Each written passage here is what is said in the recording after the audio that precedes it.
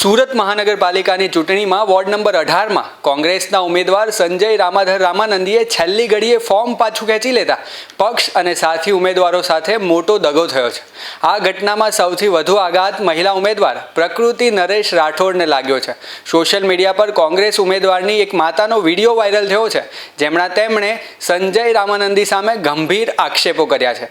Viral થયેલા વિડીયોમાં કોંગ્રેસ ઉમેદવાર રડી પડતા તેની માતા દીકરીની વેદનાને જાણી અત્યંત ભાવુક અને રોષે ભરાયેલા જોવા મળી રહ્યા છે। તેમણે પોતાની આપવીતી જણાવી હતી।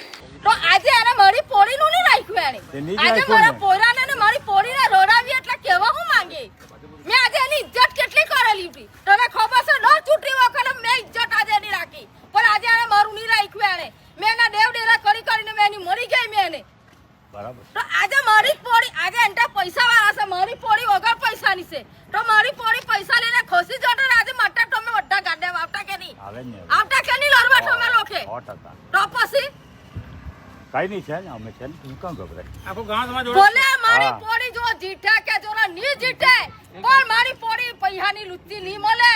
મારી પોળી ઇજ્જતની વાલી છે મારી પોળી।